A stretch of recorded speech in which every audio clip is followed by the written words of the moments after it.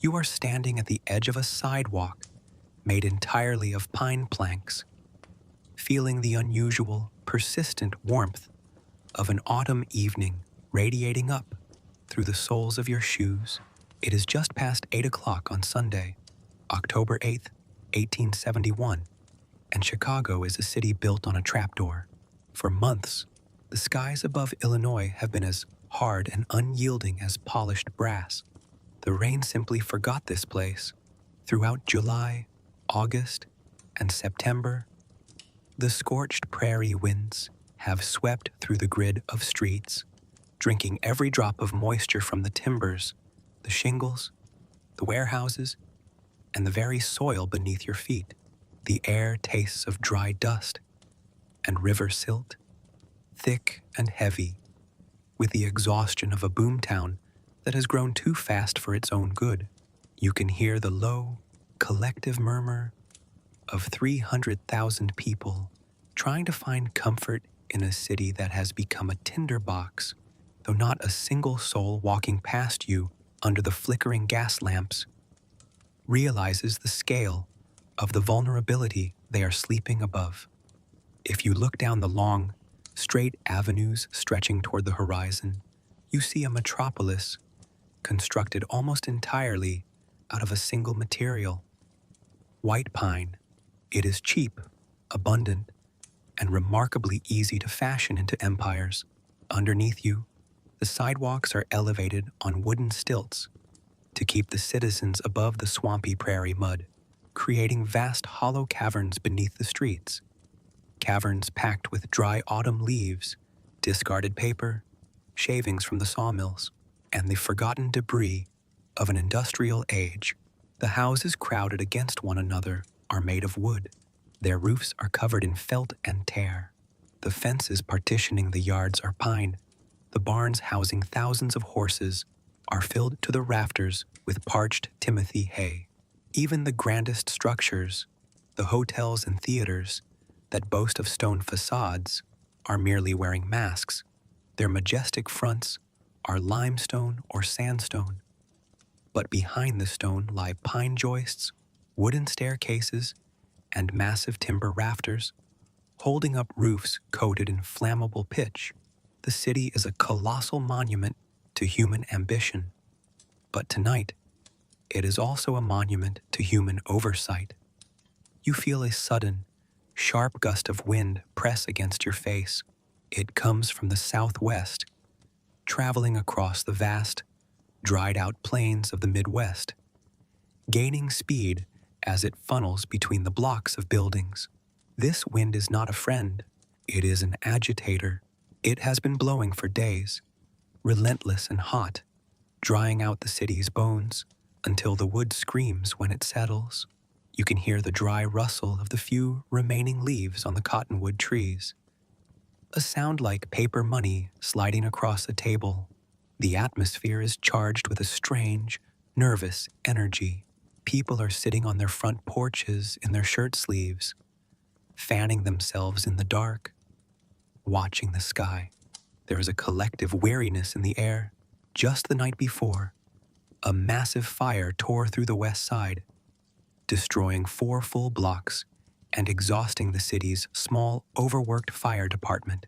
The firemen have been working for 36 hours straight. Their eyes are bloodshot. Their lungs are filled with soot, and their horses are stumbling in their harnesses from sheer fatigue. The city feels like an engine that has been run too hard, cooling down in an environment that refuses to let it rest. As you walk down toward the south branch of the Chicago River, the sensory details of the 19th century metropolis close in around you.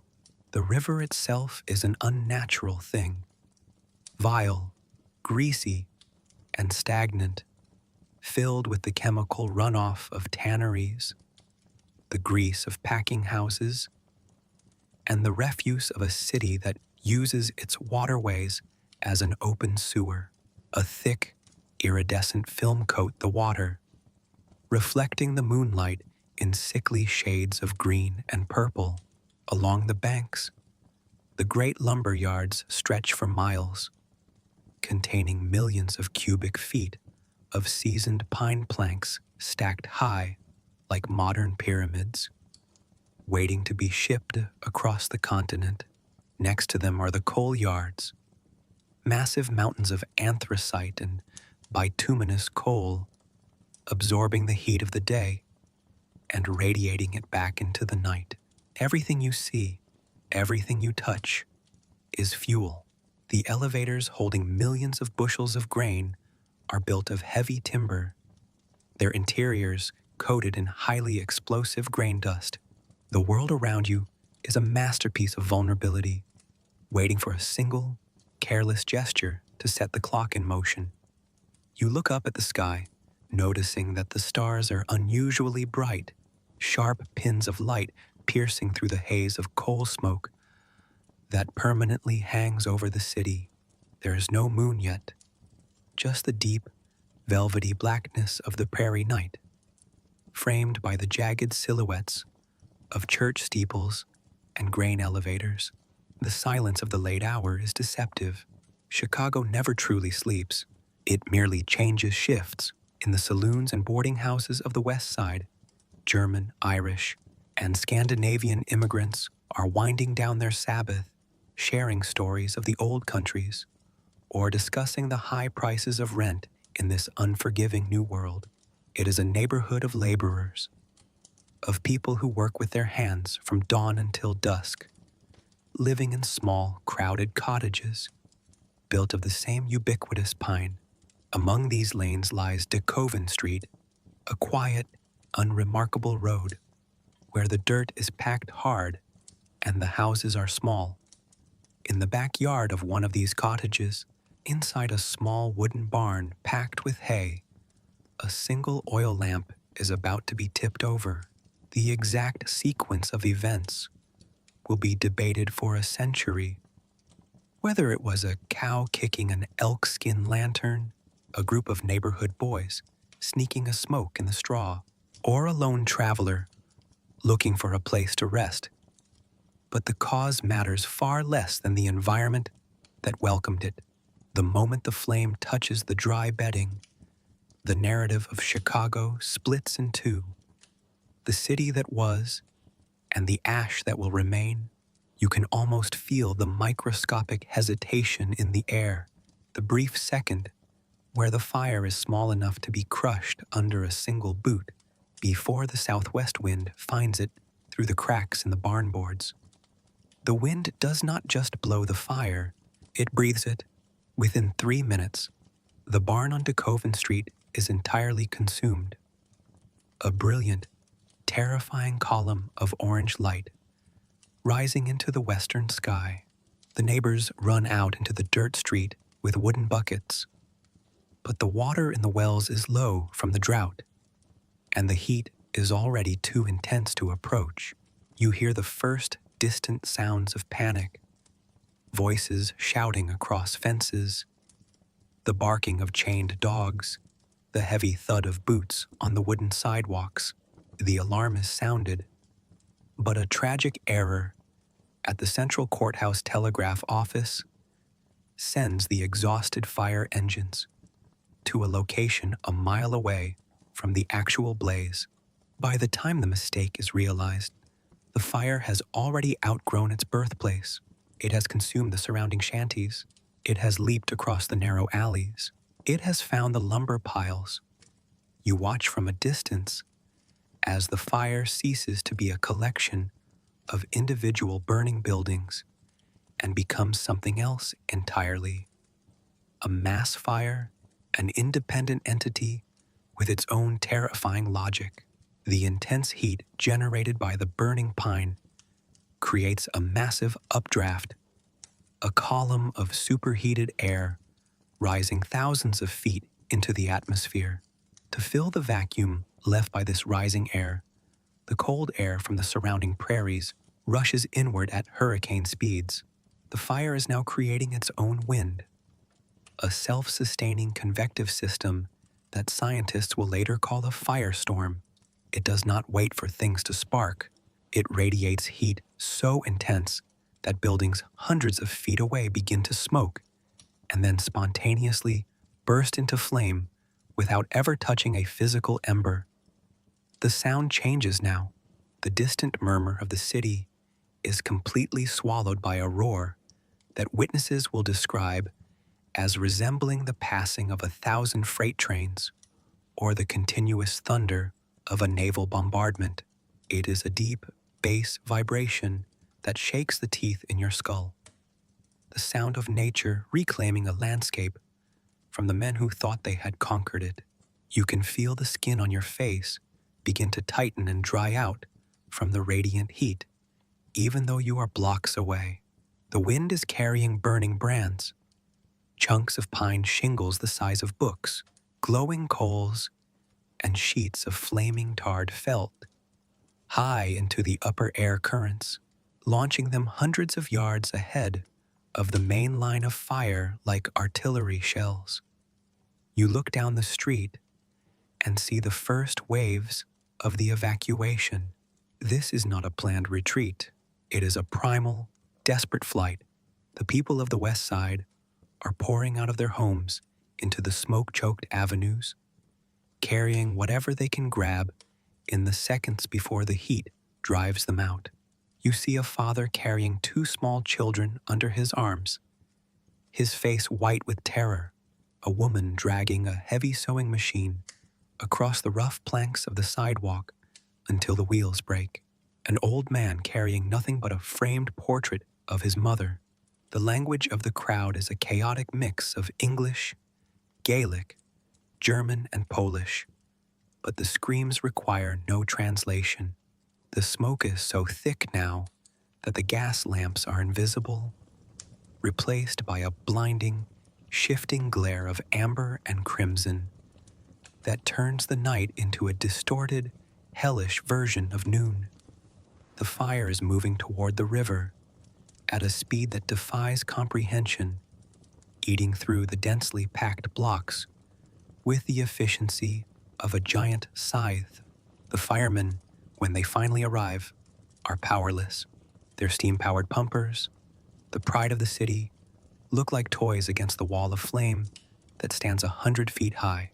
The streams of water they direct at the buildings simply vanish into hiss and steam before they even touch the wood. The men are driven back, step by step, their clothing smoking, their faces blistered, forced to abandon their heavy equipment in the middle of the streets as the horses panic and break their tethers. The line of defense has collapsed before it could even be formed. You realize, with a sudden chill that cuts through the heat, that the river, the great, wide barrier that everyone assumed would protect the heart of the city, is not going to hold. The fire has reached the lumber docks along the South Branch. The mountains of seasoned wood are burning with a pure white heat, turns the water into a boiling cauldron. The greasy film on the river's surface catches fire, creating a ribbon of flame that stretches from bank to bank.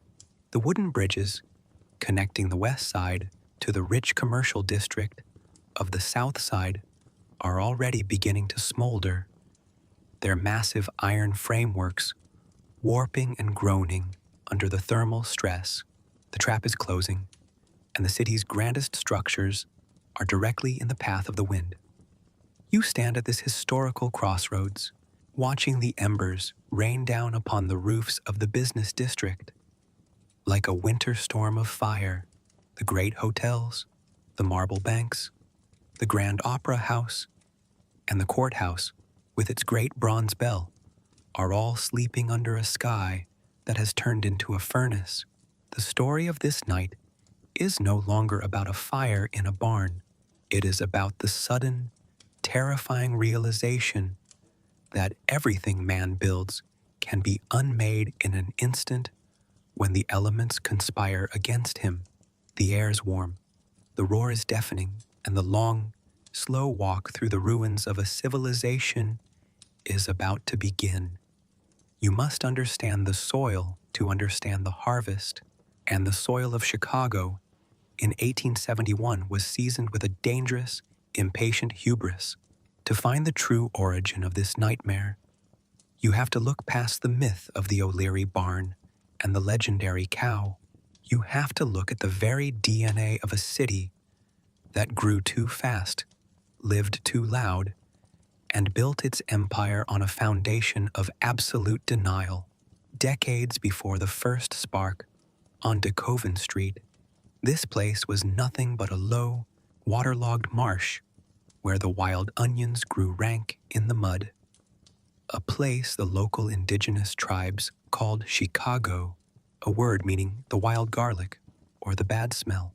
It was a swamp that human engineering decided to force into becoming a metropolis, and that original sin of geography would haunt every timber and stone laid upon it. If you could step back 30 years into the past, you would see a frontier town possessed by a manic, almost religious belief in destiny. The settlers who arrived here from the East Coast and from Europe didn't see a swamp. They saw a geographical choke point where the wealth of the American continent could be corralled and sold. They saw the Great Lakes meeting the immense potential of the Mississippi River Basin, but the land was wet, unyielding, and perpetually flooded. The early citizens didn't drain the swamp with patience. They fought it with a brutal, hurried violence. To build a city on mud, they had to lift it. In the 1850s and 60s, the entire commercial district was raised by 6 to 12 feet using massive jack screws.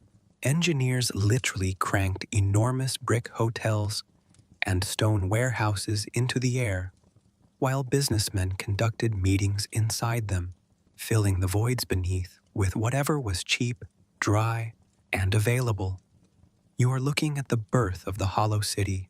Below those newly elevated streets and pine sidewalks lay vast, unventilated cavities, miles of empty, oxygen-rich tunnels that acted as subterranean lungs for the city. They were meant to keep the town dry, but instead, they became hidden repositories for dead leaves, dried manure, sawdust, and coal dust.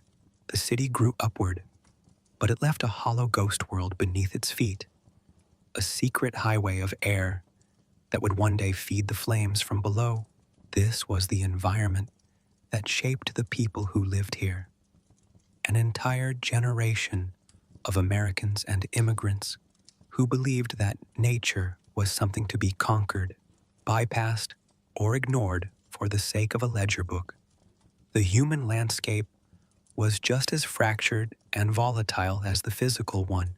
You see a city divided sharply by class, language, and geography, held together only by the shared pursuit of the dollar. On the north and south sides lived the merchant princes, men who had made fortunes overnight in grain, rail, and lumber. They built their mansions out of limestone and decorated them with heavy velvet curtains, imported European art, and thick wool carpets. But on the west side, where the fire would choose its cradle, the reality was entirely different. This was a sprawling, chaotic human hives, populated by Irish canal diggers, German carpenters, Swedish dock workers, and Bohemian tailors. They lived packed into tiny, single-story cottages that were thrown together in a matter of days using the balloon frame method, a Chicago invention that used thin, light studs nailed together rather than traditional heavy timber framing. It was fast, it was cheap, and it made housing affordable for the working class. It was also, essentially, a collection of kindling boxes held together by spit and iron nails. To understand the trauma that set the stage for the disaster, you must look at the weeks leading up to that fateful Sunday. The summer of 1871 was an anomaly of heat and dryness that felt almost biblical. Between July and October, less than an inch of rain fell on the entire region. The great prairies surrounding the city turned from lush green to a brittle, pale straw that crunched like glass underfoot. Inside the city, the heat was suffocating. The timber yards along the river, which held over 60 million feet of seasoned lumber at any given moment, became so hot that the wood warped and sap oozed from the pine knots, bubbling under the sun like hot wax. The people were exhausted. The air was thick with the constant, irritating scent of coal smoke from the factories and the foul, sulfurous stench of the river. The week before the fire was a crescendo of warnings that everyone heard but no one heeded. The city's fire department was notoriously understaffed and overworked. For a population of over 300,000 people, covering an immense geographic area, there were only 185 firemen and 17 horse-drawn steam pumpers. It was an absurdly small force for a city built entirely of wood. But the city council, obsessed with low taxes and high profits, consistently refused to fund more men or better equipment. The firemen were already ghosts by the time Sunday arrived. On Saturday night, October 7th, a massive fire had broken out at a planing mill on Canal Street. It raged for hours, destroying 4 full blocks of the west side, consuming warehouses, coal yards, and homes. The firemen fought it until dawn, breathing in toxic smoke, their muscles tearing from the strain of wrestling heavy leather hoses filled with pressurized water. When they finally put it out, they returned to their firehouses, dropped into a state of near catatonic exhaustion. Their equipment was damaged, their hoses were split and leaking, and their horses were lame. The city was wounded, vulnerable, and completely spent. Yet the machinery of commerce didn't slow down. Sunday morning broke with the same relentless, hot wind blowing from the southwest. It was a wind that felt like an animal panting in your face, carrying the heat of the scorched plains straight into the heart of the urban grid. The atmosphere was so volatile that even the slight friction of a train's iron wheels on a rail could throw off sparks that would ignite the weeds along the tracks. Everyone knew the danger. The local newspapers had published editorials warning that a spark in the lumber district could wipe out the city. The fire marshal had begged for more resources. The signs were written on every dry shingle and felt roof in the city. But Chicago was too busy inventing the future to worry about its present. You can see the final psychological piece of the puzzle falling into place on Sunday evening in the neighborhood surrounding DeKoven Street. It was a community trying to find a moment of peace at the end of a brutal week. The O'Learys, like many of their neighbors, were hard-working immigrants trying to carve a life out of the prairie mud. They owned a small cottage, a horse, and a few dairy cows that provided a modest income. They were not villains. They were the very fabric of the city's working class. But they lived in a place where the margin for error was zero. When Patrick and Catherine O'Leary went to bed early that evening, leaving their barn dark, the city around them was already in a state of atmospheric siege. The air pressure was dropping rapidly. The wind was rising, whistling through the gaps in the pine sidewalks and rattling the loose tin on the roofs. The city was dry to its core, not just on the surface, but deep within the grain of the wood, where every molecule of moisture had been baked out by 90 days of drought. It was a world waiting for a catalyst, a civilization that had built its grand house on sand and filled it with gunpowder, now waiting for the single match that would prove how fragile human ambition truly is. You are watching the birth of an apex predator. When the fire escapes the confines of DeKoven Street, it ceases to be an accident of physics and becomes an occupying army. advancing with a terrifying, calculated strategy. It does not crawl, it marches. The southwest gale, blowing at 30 miles an hour, acts as a bellows, transforming the narrow alleys of the west side into blast furnaces. As you stand in the path of the oncoming heat, you can see the fire climbing the social and economic ladder of Chicago, moving ruthlessly from the immigrant shanties toward the massive industrial complexes that line the riverbanks. The ascent of the fire is fueled by a profound systemic failure. The city's fire alarm system, an intricate network of telegraph wires and watchtowers, breaks down at the worst possible moment. Up in the cupola of the central courthouse, the night watchman spots the distant glow in the west. He misjudges the distance through the hazy atmosphere, striking box 342 instead of box 296. A mile away from the actual blaze, the exhausted firemen wake from their brief sleep, hitch their horses, and race in the wrong direction. By the time the mistake is discovered, the fire has already consumed 3 full blocks of packed wooden cottages. The flame has found its stride, and it is moving faster than a horse can gallop. You see the fire reach the edge of the south branch of the Chicago River, and here, the sheer illusion of human safety is shattered. The river is nearly 200 feet wide, a barrier that city leaders believed was impassable. But the fire does not need a bridge. The immense heat creates a phenomenon known as a fire atmospheric column. The air above the west side becomes so hot that it expands and rises violently, creating a powerful localized vacuum at ground level. To fill this void, air from the surrounding prairies rushes inward, creating a self-sustaining cyclone of wind and flame. The firestorm begins to manufacture its own weather. As you look up, the sky is no longer dark. It is a chaotic canvas of swirling orange, crimson, and blinding white.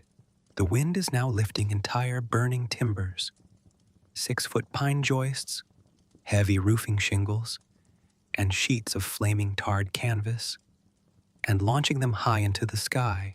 They travel through the upper air currents like incendiary artillery shells, flying clean across the wide river. One of these airborne firebrands lands squarely on the roof of the Parmalee Omnibus stable, a massive wooden structure housing hundreds of horses and tons of dry hay. Within 90 seconds, the stable is a roaring furnace.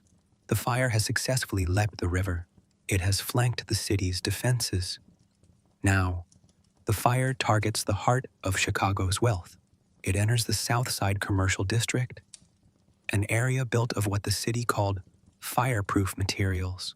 Here stand the great 5- and 6-story merchant blocks, the grand hotels, and the banks that house the gold of the Midwest.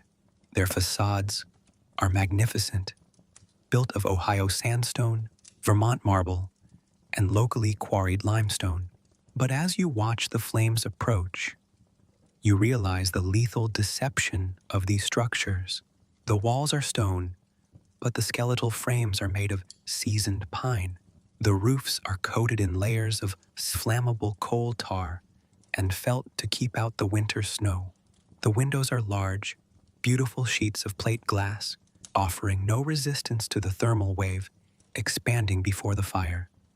You can feel the air temperature rising to impossible levels.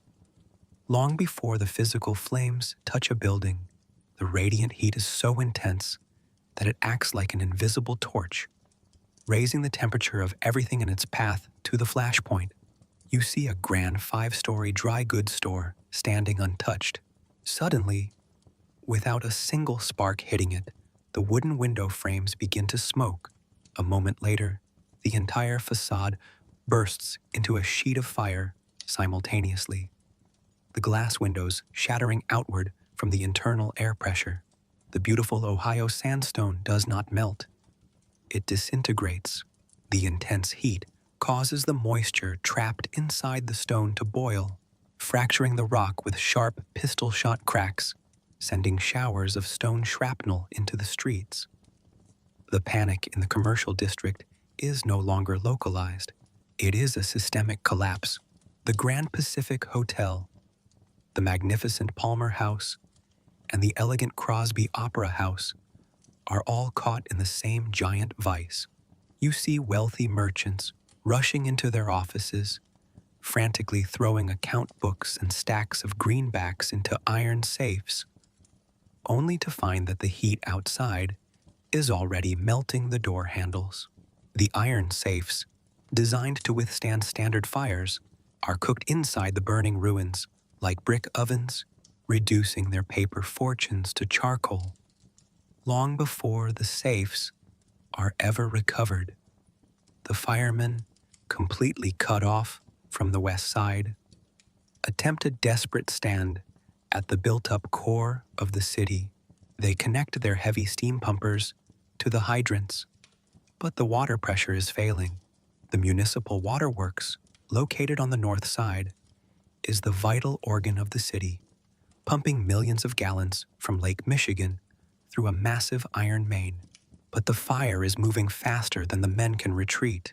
The heat burns the leather hoses where they lie on the pavement.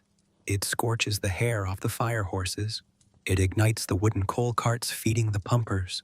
The men are forced to cut the traces, abandon their multi-thousand-dollar steam engines to the flames, and run for their lives toward the lakefront. You can hear the great bell of the courthouse tolling continuously, a heavy, rhythmic iron wail that serves as the heartbeat of the disaster. The watchman in the tower stays until the wooden stairs below him are completely engulfed in flames, before sliding down a lightning rod to the ground. Shortly after midnight, the fire penetrates the courthouse itself. The great bronze bell, weighing thousands of pounds, groans as its support beams melt away with a deafening, metallic crash that echoes through the burning avenues. The bell plummets through 3 floors of the building, buried deep within the rubble. The voice of the city has been silenced. The ascent is complete. The fire is now the undisputed master of Chicago. You are witnessing the absolute loneliness of a city stripped of its illusions.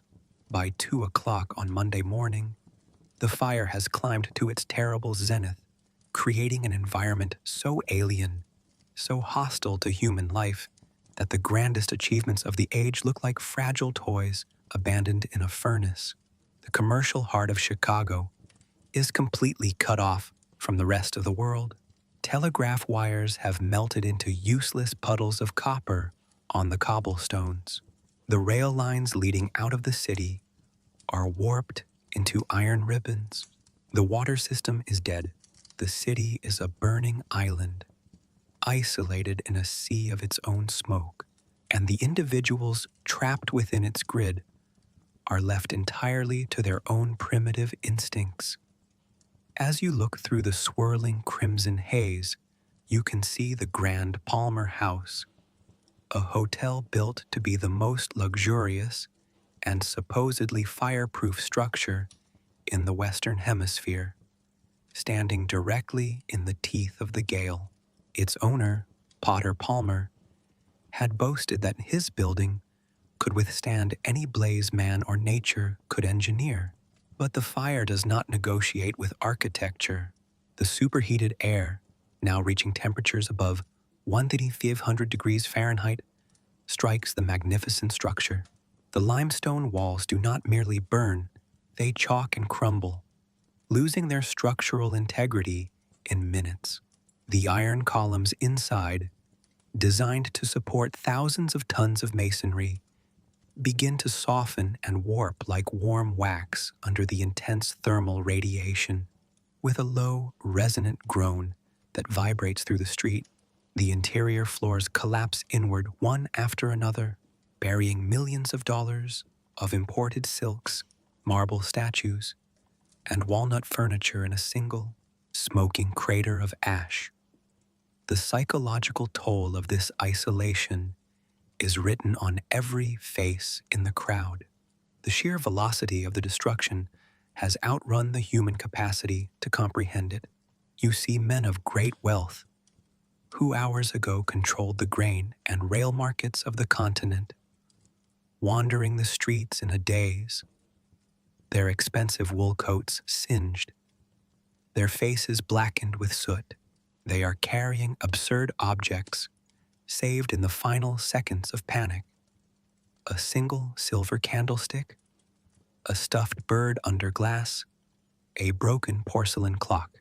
The social order has vanished. Money has lost its meaning in real time. You watch a desperate banker offer a laborer $500 in gold coins just to help him carry an iron box 2 blocks to the lakefront, only for the laborer to spit on the ground and keep walking. In the face of absolute annihilation, a pair of strong arms is worth more than all the paper wealth in the vault. The geography of the disaster has now created a lethal psychological trap. To the east lies Lake Michigan, cold, vast, and deep. To the west and south lies the advancing wall of fire, moving with the speed of an infantry charge.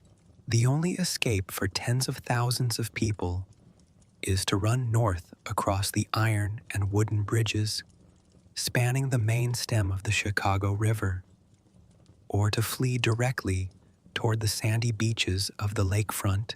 You are swept along with the crowd heading toward the sands of the lake, a place that promises safety but delivers its own kind of terror.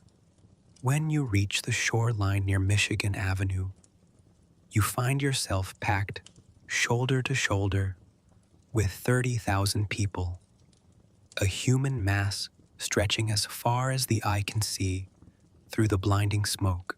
The heat behind you is so intense that the crowd is forced to wade out into the cold, gray waters of the lake, up to their waists and chests. Mothers hold their infants above the swells. Fathers use their wet jackets to cover the heads of their children as a continuous storm of burning cinders and white-hot sparks rains down upon the water. The air is so thin, so depleted of oxygen by the massive combustion just blocks away, that people are gasping for breath, their eyes swollen and burning from the sulfurous gas. The roar of the fire behind them is accompanied by the terrifying screams of hundreds of horses that have escaped their harnesses, swimming blindly into the deep water until they tire and vanish beneath the waves. The city's vital organs are failing one by one. The Great North Side Waterworks, a beautiful stone castle with a towering water tower that stands as the very symbol of the city's modern infrastructure, is the next to fall. At 3 a.m, an immense burning beam, carried more than a mile through the air by the fire cyclone, crashes directly through the wooden roof of the pumping station. The machinery inside, the massive steam engines that pump 70 million gallons of water a day, are engulfed in flames within minutes. The engineer, working in sea-deep smoke, manages to shut down the boilers to prevent a catastrophic explosion before fleeing into the night. With that final mechanical gasp, the city's water mains go completely dry. The hydrants across the city die instantly, clearing the path for the fire to consume the vast residential districts of the North Side without a single drop of resistance. You can feel the ultimate price of isolation in this moment. The city is dying because it was designed as a singular machine for making money, with no thought given to its survival as a human community. Every resource was maximized for growth. Every vulnerability was ignored for profit. Now the machine is consuming itself, and the people who built it are left to watch its destruction from the freezing waters of the lake, completely powerless, utterly alone, waiting for a dawn that will bring no relief. You are walking through a landscape where the very concept of civilization is fracturing along with the stones. By Monday morning, the fire has crossed the main stem of the river and entered the north side, a vast district where the grand mansions of the city's elite sit just blocks away from the dense, wooden neighborhoods of German and Swedish immigrants. The fire does not care about neighborhood boundaries or social prestige. The great unified empire of Chicago, the shipping hub of North America, has broken apart into isolated pockets of survival, where the thin veneer of law and order has melted away as completely as the lead lining on the church roofs. The destruction of the North Side is characterized by a terrifying, systematic speed. The wind has increased its fury, turning the fire into an open, roaring mouth that spans more than a mile across. You see the magnificent villa of William B. Ogden, the city's first mayor, and the man who practically built the Western railroads, standing in the center of a beautifully landscaped block filled with rare trees. The house is built of stone and surrounded by open lawns, a space that should have acted as a natural fire break. But the convective heat of the advancing front is now so massive that the lawns themselves begin to smolder. Within minutes, the rare trees burst into columns of green flame, and the grand mansion is crushed beneath a wave of fire that leaves nothing but two standing chimneys and a mountain of glowing brick. As you navigate the choking streets, you witness the complete breakdown of the city's social infrastructure. With the police force scattered and the fire department utterly broken, the streets have been abandoned to the desperate and the predatory. Saloons in the path of the fire are thrown open, their owners fleeing into the crowd. Bands of men break into the liquor stores, drinking raw whiskey on the sidewalks. While the buildings burn above them, you see individuals looting clothes from high-end tailors, draping themselves in expensive silk suits and velvet cloaks, only to have the trailing fabric catch fire from the sparks raining down around them. The line between salvation and self-destruction has vanished. People are fighting one another over wheelbarrows, over old blankets, over a single horse that might pull a cart of belongings out of the path of the furnace. The physical landscape has become unrecognizable, a shifting maze of falling walls and blinding smoke. The great iron gas tanks of the Chicago Gas, Light and Coke Company, located on the north side, become the ultimate symbols of the empire's fracture. At mid-morning, the heat reaches the massive storage containers, holding hundreds of thousands of cubic feet of coal gas. The resulting explosion is a sound that dwarfs even the roar of the firestorm, a concussive blast that shatters windows miles away and sends a ball of pure, blue flame rolling across the sky. The explosion tears the roofs off neighboring blocks, flattening homes and instantly killing dozens of people who were trapped in the dead-end streets nearby. The river, which was once the great highway of Chicago's commerce, has become a floating cemetery of industrial wealth. You look out onto the water and see magnificent three-masted schooners, their sails completely burned away, their wooden hulls ablaze from stem to stern, drifting aimlessly down the current like ghost ships. The massive grain elevators along the banks, giant timber towers holding millions of bushels of wheat, are burning with an intense yellow glare that can be seen 50 miles away across the prairie. The grain inside does not merely burn, it cooks and ferments, creating a sickening, sweet aroma that mixes with the scent of burning pine and charred flesh, filling the lungs of everyone trying to breathe in the ruined city. By Monday afternoon, The human exodus has reached its furthest limits. More than 100,000 people are now homeless, scattered across the open, windswept prairies to the west or huddled on the desolate sands of the Lincoln Park Cemetery to the north.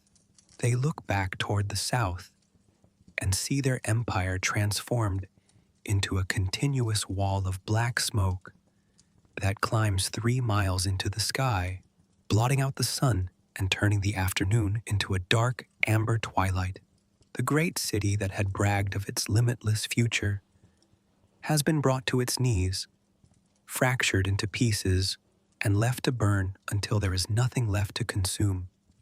You are wandering through a landscape that looks less like an American city and more like the surface of the moon. By Tuesday morning, October 10th, the screaming fury of the fire has finally burned itself out, tamed not by human hands, but by a gentle, steady rain that began to fall from the dark skies around midnight. The silence that has settled over the ruins is heavy and absolute, a stark, shocking contrast to the deafening roar that filled your ears for 36 hours. The air is cold now, filled with the damp, suffocating stench of wet ash, scorched limestone, and the unmistakable, sickening smell of roasted grain and buried animal carcasses. As you step through the mountain of rubble that was once the heart of the business district, you feel the heat still radiating from the ground, like a dying furnace. The earth itself is wounded. The cobblestones under your boots are cracked and white from the thermal stress. The iron streetcar tracks have been twisted by the heat into bizarre skeletal sculptures that loop toward the sky. Everywhere you look, the grand illusions of the 19th century have been stripped away. There are no grand hotels left, no magnificent banks, no proud monuments to commerce. There are only chimneys, thousands of stark, blackened brick chimneys standing alone in the gray haze, like the gravestones of a forgotten civilization. The rumors are already beginning to echo through the camps of the displaced, filling the void left by the missing newspapers. In the absence of facts, the human mind craves a villain, and the broken empire is quick to find one. You hear people whispering on the street corners about Irish radicals, about communist saboteurs who supposedly ran through the avenues with torches, or about Catherine O'Leary and her mythical cow. The story of the lantern kicked over in the straw spreads faster than the fire ever did, a convenient lie that allows a proud city to blame a poor immigrant woman rather than its own greedy infrastructure and criminal lack of planning. The myth is born in the dark of the ruins, a shadow that will obscure the true history of the disaster for generations to come. Yet, amid the smoke and the finger-pointing, the first faint echoes of resilience begin to rise from the ash. You walk past the ruins of a massive real estate office on Washington Street, where a man named Kerfoot has already driven a wooden stake into the hot debris of his building. On it, he has nailed a crude, handwritten pine sign that reads, "All gone but wife, children, and energy. Real estate business as usual." It is a display of bravado that borders on madness, but it is a madness that defines this place. The merchant princes, who lost everything on Monday, are already meeting in temporary wooden shacks along the lakefront, checking the Eastern Telegraph lines that are being strung from the trees, and calculating how quickly they can order new timber from the North Woods to start again. The cost of this ruin is still being counted in real time, and the numbers are staggering. Over more than 2,000 acres of land, every single structure has been leveled to the ground. 17,000 buildings are gone, Nearly 100,000 people are sleeping in the dirt under open skies, and the bodies of the dead are still being pulled from the collapsed cellars and the greasy waters of the river. The exact number of those who perished will never be known. The intense heat simply left nothing behind for the record books. But the scale of the loss is etched permanently into the geography of the city. The empire has been broken, but as you watch the survivors pull the first reusable bricks from the smoldering piles, you realize that the story of Chicago is not ending in the ash. It is merely changing its shape. You are standing at the end of the world, but the world is quietly breathing again. The long, agonizing night has finally surrendered to the cold, damp reality of a Tuesday morning, and the great, violent theater of the firestorm has dissolved into a quiet, gray hush. The rain continues to fall, not with a dramatic rush, but in a slow, rhythmic drizzle that pats against the hot masonry and turns the immense desert of ash into a dark, steaming canvas. The air around you has shifted. The fierce, suffocating draft from the southwest has died away, replaced by a gentle, cool lake breeze that smells of fresh water, damp earth, and the clean, silent spaces of the prairie. As you look out across the miles of ruins, the landscape begins to lose its terrifying edge, softening under the low autumn clouds. The red glow that defined the horizon for days has faded into a dull, sleepy amber, buried beneath a thick blanket of gray soot. The intense, frantic energy of survival is giving way to a profound, collective exhaustion. On the open prairies of the west side and under the trees of Lincoln Park, 100,000 people are finally letting their eyelids close. They are curled beneath wet blankets, huddled against the flanks of exhausted horses, or sleeping shoulder to shoulder on the damp earth, safe in the knowledge that the predator has finally run out of fuel, the city has stopped burning, and the silence that remains is a soft, protective shield. You can feel the heavy weight of history settling over this quiet space, bringing with it a deep, philosophical calm. The grand city that had run so fast, built so high, and shouted so loud has been forced into a state of absolute rest. It is a reminder that every empire, no matter how magnificent or proud, must eventually find its quiet hour. A moment where the ledger books are closed, the tools are dropped, and the busy hands of man are forced to let go. The ruins around you are no longer a monument to destruction. They are a monument to the stillness that waits at the end of all human ambition, a gentle reassurance that even the greatest storms eventually pass, leaving behind a blank page and a quiet sky. Let the low, steady sound of the rain wash away the remaining heat of the night. The smoke is rising into the upper atmosphere, drifting away toward the east, leaving the ground clear and peaceful. The long walk through the burning avenues is over. The streets are still. The river has stopped weeping, and the city is resting beneath its blanket of ash, waiting for a tomorrow that is still many hours away. The world is safe.